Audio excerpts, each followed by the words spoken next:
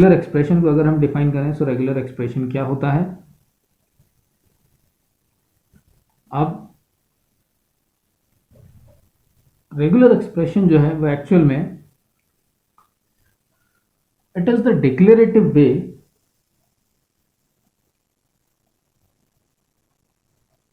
it is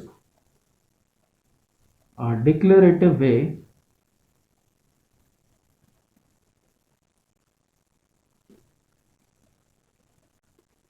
to represent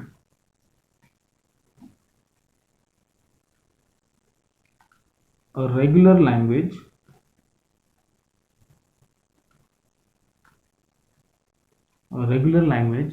or in other words we can say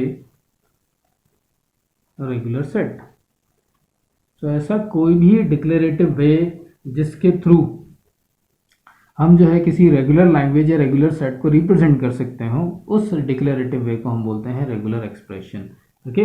अच्छा, एक चीज़ और, यहाँ पर रेगुलर एक्सप्रेशन की ज़रूरत क्यों पड़ती है, या रेगुलर एक्सप्रेशन जो है हम क्यों यूज़ करते हैं किसी रेगुलर लैंग्वेज को रिप्रेजेंट करने के लिए या रेगुलर सेट को रिप्रेजेंट करने के लिए? वो इसलिए क्योंकि आप यहाँ देख सकते हैं, यहाँ पर जो हम लैंग्वेजेस में जो स्ट्रिंग्स लिखते हैं, अगर वो लैंग्वेज इनफाइनाइट नेचर की होती है तो हम कुछ पैटर्न्स ऑफ स्ट्रिंग्स जो हैं हम उनको जो है अपनी लैंग्वेज में रिप्रेजेंट करते हैं या लिखते हैं, बाकी फिर हम छोड़ देते हैं. यानी कि हम ये बताते हैं कि इस पैटर्न की स्ट्रिंग्स आएंगी. तो ऐसा कोई तरीका हमारे पास होना चाहिए जिसके थ्रू हम देख कर ये आइडेंटिफाई कर पाए कि यस दैट एक्सप्रेशन और that representation notation will represent this particular type of language. Okay, so ऐसा कोई डिक्लेरेटिव वे हमारे पास होना चाहिए, इसलिए फिर रेगुलर एक्सप्रेशन को जो है डेवलप किया गया था, ताकि जो है रेगुलर लैंग्वेज को हम डिक्लेरेटिव वे में एक एक्सप्रेशन फॉर्म में, शॉर्टर फॉर्म में जो है हम रिप्रेजेंट कर पाए, या यूं कहें कि वो उसका प्रेजेंटर होगा कि ये जो है पर्टिकुलर एक्सप्रेशन इस पर्टिकुलर टाइप ऑफ लैंग्वेज को जो है रिप्रेजेंट कर रहा है. Okay. So regular expression is nothing but it is the declarative way to represent a regular language or a regular set.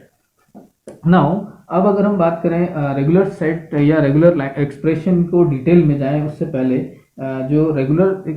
जो बहुत ही सिंपलेस्ट रेगुलर लैंग्वेजेस हैं उनके रेगुलर एक्सप्रेशंस क्या होते हैं, क्योंकि अगर आपको अगर पता चल जाते हैं, so in that case we can write the regular expression for any kind of regular language. तो सबसे पहले हम देखते हैं कि बेसिक रेगुलर एक्सप्रेशंस कौन कौन से होते हैं.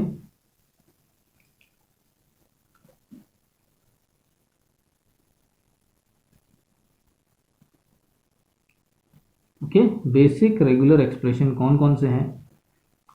सो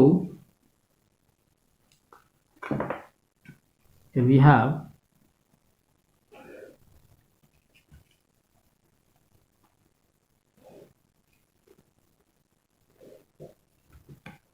I'm writing here the regular language मैं दो कैटेगरीज यहाँ बना लेता हूँ. एक होगी रेगुलर लैंग्वेज को रिप्रेजेंट करेगी,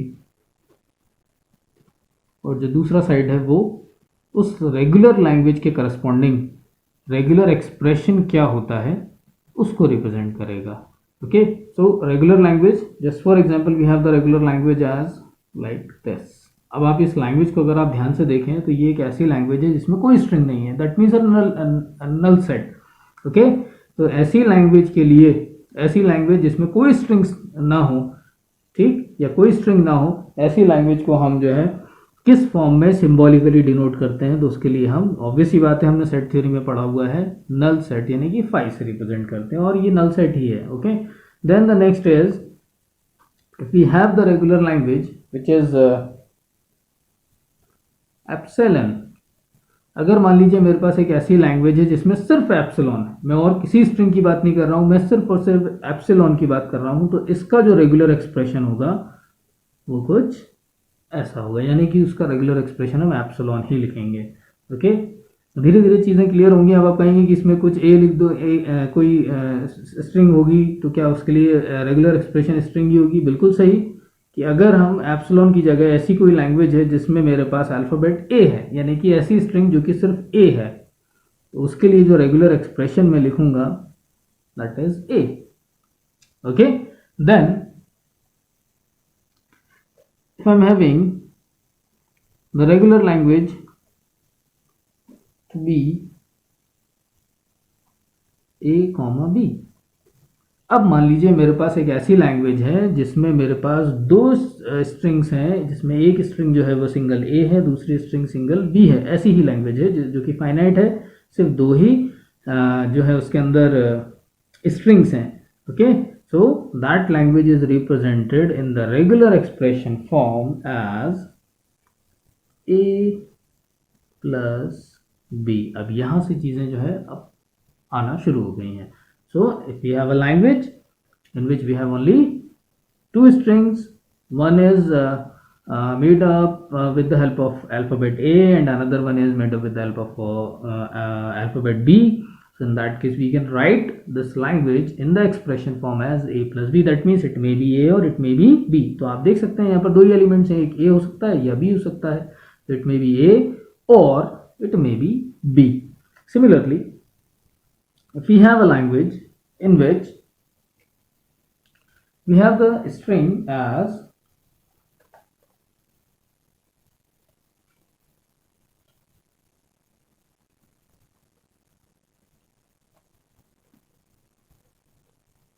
epsilon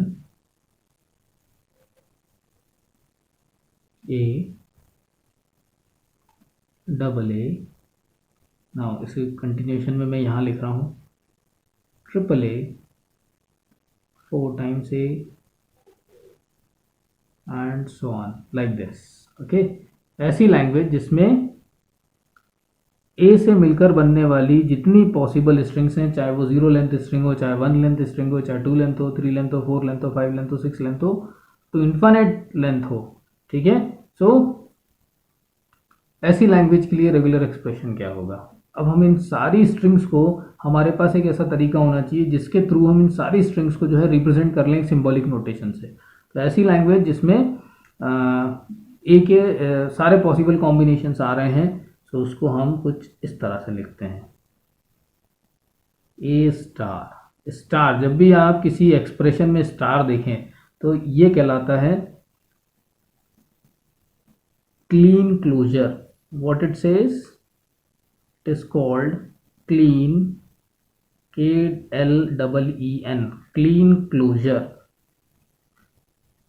ओके, और ये जो है स्पेसिफिक नोटेशन है, एक सिंबॉलिक नोटेशन है जो ये दर्शाता है या ये रिप्रेजेंट करता है कि ए के जितने पॉसिबल कॉम्बिनेशंस आप बना सकते हो वो सारे के सारे आ जाएंगे। ठीक है, ए के जितने अकरेंसेस आप बना सकते हो वो सारे आ जाते हैं। तो मतलब एक सिंगल नोटेशन, जब भी ए स्टार देखें तो आप समझ जाएं ये किसको रिप्रेजेंट कर रहा है, ये इस तरह की रेगुलर लैंग्वेज को रिप्रेजेंट कर रहा है। ऐसे ही अगर हम देखें एल, एक और स्पेसिफिक और इम्पॉर्टेंट नोटेशन होता है जिसको हम इस तरह से लिखते हैं। मैं एप्सिलॉन को हटा देता हूँ, A double A triple A 4 times A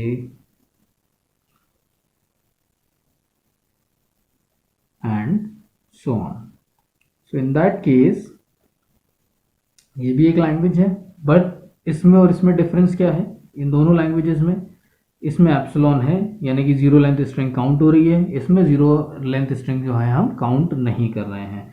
सो ऐसी कोई लैंग्वेज जिसमें 0 लेंथ स्ट्रिंग नहीं आती बल्कि अल्फ़ाबेट के बाकी सारे अकरेंसेस आते हैं, इसके लिए एक स्पेसिफिक सिंबॉलिक नोटेशन हम यूज़ करते हैं, that is a plus.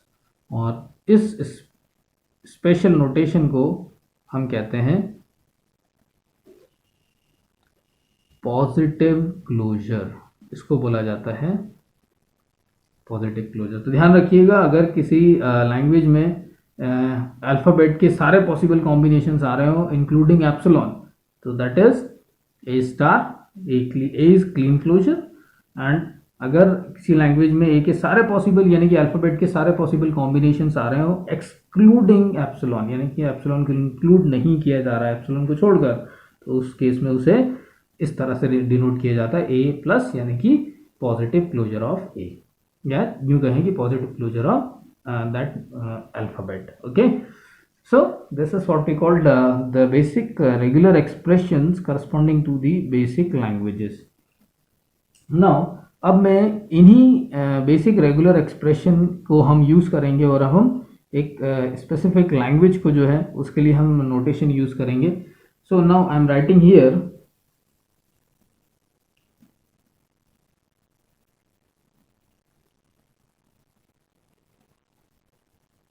Okay, मैं इसको यहाँ से कंटिन्यू कर रहा हूँ यहाँ. Now I am writing language L to be. Now, the language which is having all the strings of A's and B's, which is defined as a regular expression on the basis of these basic regular expressions as the, the smallest string of A's and B's is epsilon, then A, B, double A, B, B, A, B, B, triple A, B, A, B, A, and so on.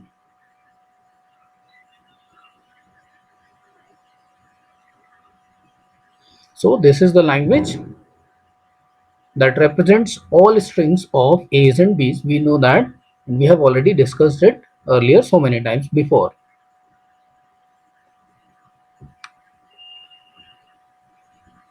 Now,